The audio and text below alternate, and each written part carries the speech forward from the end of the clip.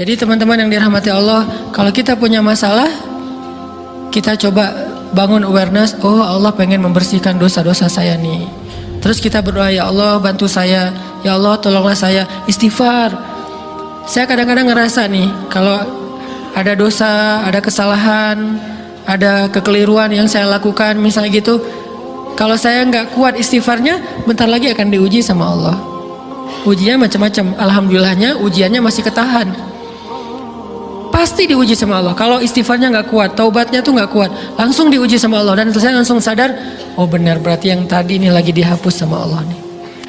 Perkencang lagi, perkuat lagi istighfar. Kenapa? Karena kalau istighfar kita kuat, berarti kan dosa kita dihapus dengan istighfar ya. Otomatis ujian kita durasinya berkurang. Makin kuat istighfar, makin berkurang. Kalau istighfarnya udah mantap, udah selesai, Allah cabut tuh ujian kita, diganti dengan kebaikan. Jadi teman-teman, kita coba sadari, oh kalau Allah menguji saya, emang saya banyak dosa. Sebelum kita mencari kambing hitam, nyalah-nyalahin orang lain, sebelum kita marah kepada orang lain, kadang wajar kita marah kepada orang lain gara-gara ucapannya, komennya, teks dari dia, wajar. Tapi sebelum itu, marah dulu kepada diri kita atas dosa dan kesalahan kita yang baru saja kita lakukan, atau yang dulu kita lakuin dan belum benar-benar kita tinggalkan. Kalau kita ngerasa banyak dosa di masa lalu sebelum kita taubat, hijrah, berarti mungkin itulah alasan kenapa sekarang kita diuji setelah hijrah. Kenapa agak-agak harus jungkir balik setelah kita hijrah? Kenapa harus sedikit berdarah-darah setelah kita hijrah? Anggap aja itu untuk mengkifarat, membersihkan dosa-dosa kita yang telah lalu. Supaya apa? Supaya kalau kita pulang kepada Allah, kita pulang dalam keadaan bersih, dan itu pasti akan menjadi orang yang paling beruntung. Daripada nanti diberesin di akhirat, mending diberesin di dunia kan? Soalnya kalau diberesin di akhirat itu lebih berat. Akhirat itu perlakuannya beda dengan di dunia. Di dunia kalau kita salah akan dibalas oleh Allah. Kalau kita belum taubat, dibalas oleh Allah sama. Tapi di akhirat ukurannya beda.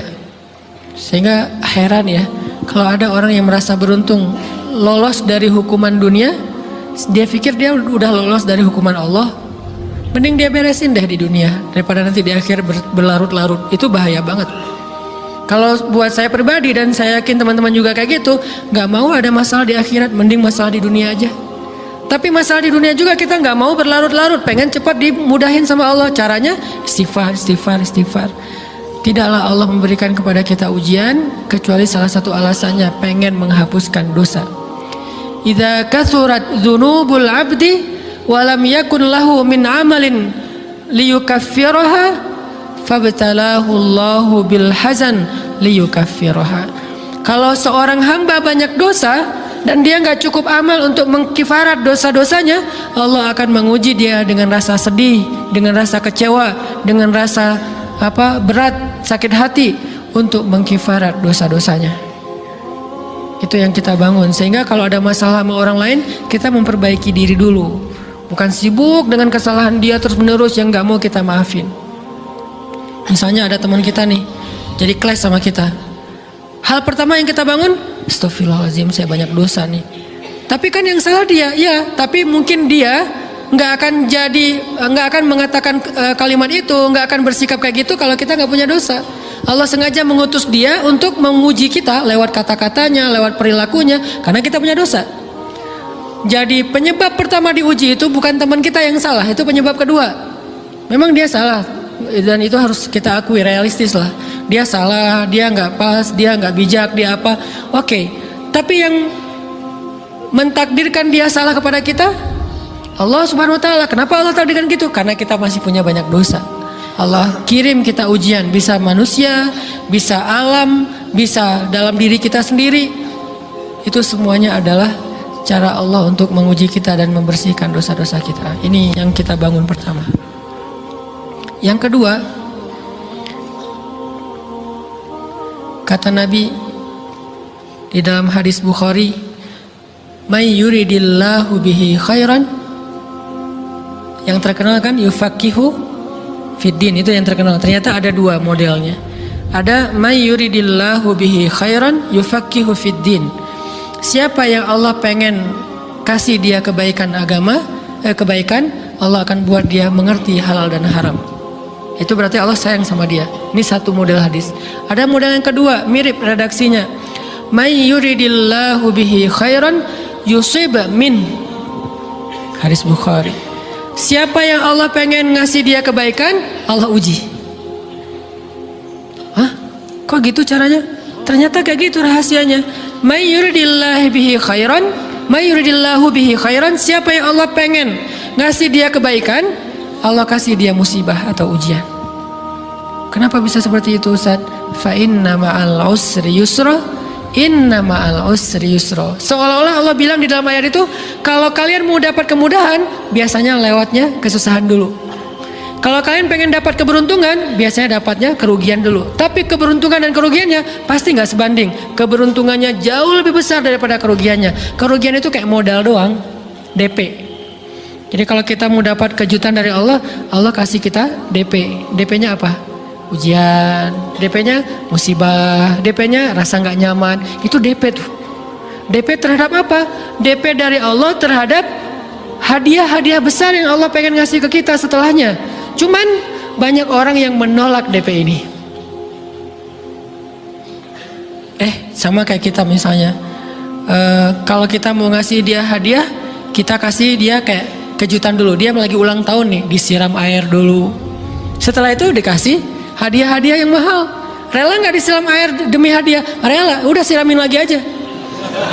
Kalau setelahnya ada hadiah. Yang kita nggak rela, kalau setelah disiram disuruh bersih-bersih sendiri dan nggak dikasih apa-apa, kan nggak rela tuh. Berarti ini bab iman. Yakin nggak kalau Allah tetap ngasih hadiah? Kan sabar dan iman itu ternyata tahu aman, kembar.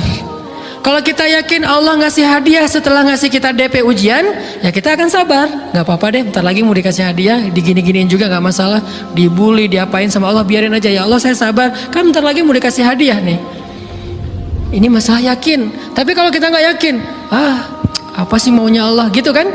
Begitu kalimat ini keluar, maka yang muncul setelahnya adalah mengeluh, berputus asa, dan gak akan sabar menghadapi ujian. Ujian, kata Nabi, may yuridillahu bihi khairan. Siapa yang Allah pengen kasih hadiah, siapa yang Allah pengen kasih kejutan, siapa yang Allah pengen kasih pertolongan, siapa yang Allah pengen kasih kebaikan, yusib min, Allah akan uji dia dulu. Ini sunnatullah. Sehingga kalau kita lagi diuji, yang kita lihat jangan ujiannya, apa setelah itu. Gimana ngelihatnya Ustaz? Nggak kelihatan. Dengan mata hati. Istafti qalbak, tanya kepada hatimu, kelihatan nggak? Dengan mata hati. Gimana ngelihat dengan mata hati? Dengan iman. Saya percaya Allah pasti ngasih kebaikan setelah ini. Orang Allah sendiri yang ngomong, nggak ada satu huruf pun di Al-Quran yang salah, apalagi satu ayat, apalagi dua ayat. Fa inna ma'al usri yusra, ditegesin lagi, inna ma'al usri yusra. Tapi usr dulu, baru yusr. Dikasih kesusahan sedikit, dikasih kemudahan yang banyak. Dikasih kesusahan sedikit, dikasih kemudahan yang banyak. Ini yang kita coba bangun tajdidul iman, bangun memperbaharui yakin. Sehingga ketika kita diuji, sedih, wajar. Mengaduh sedikit, bukan mengeluh ya. Kalau mengeluh kan nyalahin Allah. Kalau ngaduh, yang namanya orang dicubit kan, itu ngaduh. Tapi kalau apa sih maunya Allah? Nah itu ngeluh. Antara mengadu dengan mengeluh berbeda. Mengadu itu manusiawi, sedih itu manusiawi, air mata bahkan bukan hanya manusiawi, itu rahmat dari Allah. Orang yang nggak bisa menangis itu yang bahaya. Kalau kita masih bisa menangis, berarti kita masih peka hatinya. Bukankah anak kecil paling sering menangis?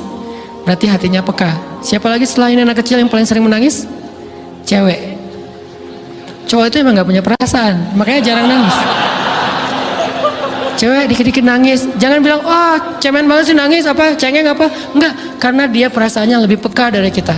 Itulah kenapa Allah menitipkan bayi kepada perempuan. Kalau dititipin ke laki-laki, hancur. Di balik kepekaan perempuan, di balik sensitifnya perempuan, di balik perasaannya yang luar biasa, di situ Allah Subhanahu wa taala menitipkan amanah, dia yang paling baik dalam merawat bayinya. Perempuan secara umum mungkin lebih banyak bicara daripada laki-laki ya. Walaupun ada orang yang perempuan pendiam banget, ada yang nggak ngomong sama sekali, misalnya diem-diem aja, ada. Tapi secara umum perempuan lebih banyak berucap daripada laki-laki. Emangnya ini kekurangan? Bukan. Ini kelebihan. kalau dia berikan itu dalam hal yang tepat. Apa yang tepat? Mendidik anak. Justru karena perempuan banyak ngomong, lebih baik dalam mendidik anak daripada laki-laki. Laki-laki itu kurang mendidik, kurang mengedukasi kepada anak dengan usia tertentu karena dia jarang memahamkan. Salah hanya marah, salah hanya ditegur. Kalau ibunya jelasin, nah gini sebelum tidur ibunya yang ceritain banyak cerita. Saya sendiri ngalamin. Sering mana seorang ayah sama ibu interaksi sama anak dalam bentuk verbal? Sering ibu. Jadi menangis itu rahmat dari Allah. Nggak apa-apa, nangis saja. Dan itu tidak disebut mengeluh. Kamu kok nangis? Kan orang Islam harus sabar. Emangnya nangis dengan sabar itu bertolak belakang? Sabar tetap sabar ya, nangis jalan aja terus nangis. Nangis apa pakai nangisnya nggak cuma nangis doang, emotikonnya juga nangis, berderai-derai gitu. Sampai air matanya menggenang gitu kan ya. Boleh lah. Ditambah lagi dengan visual menangisnya, posting bahwa dia lagi tertusuk duri dengan postingan kaktus atau apalah. Dia pengen share ke semua orang bahwa saya sedang sedih, sehingga nanti ketika ada orang yang menghibur dia dengan sedikit kata-kata yang sabar ya segala macam, wah makin berderai-derai.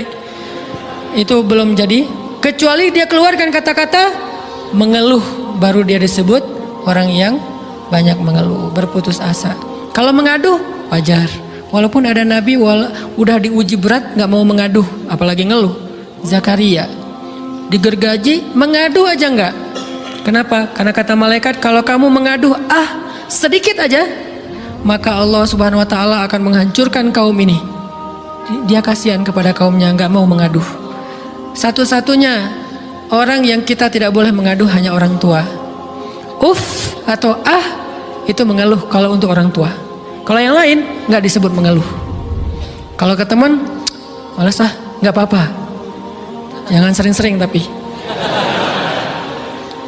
Apaan sih? Ke teman boleh. Tapi ke orang tua, saja itu bukan lagi mengadu, itu sudah mengeluh. Khusus untuk orang tua. Kalau diantara manusia. Kalau kepada Allah dan Rasul, pastinya lebih dari itu. Ketika kita diam saja, tidak langsung beranjak sami'na wa ata'na labbaika ya rabbi wa sa'daik, nggak memenuhi panggilan Allah, itu sudah disebut bagian dari kufur ingkar. Tapi minimal kita mungkin masih mengaduh, kita masih menangis, kita masih lelah, kita masih merasa lemah. Setidaknya kita tidak mengeluh. Kenapa? Kita percaya Allah kalau mau ngasih hadiah kepada hambanya, DP-nya itu ujian. Dan yakinlah hadiahnya minimal 10 kali lipat lebih baik daripada ujian itu. Minimal, karena nggak ada amal soleh yang dibalas di bawah 10 kali lipat tuh nggak ada.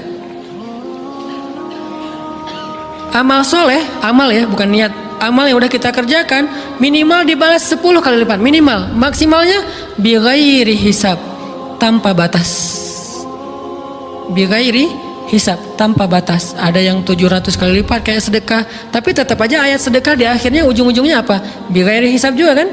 Berarti sedekah itu minimal dibalas 700 kali lipat minimal. Kalau kita yakin, selalu syaratnya kalau kita yakin.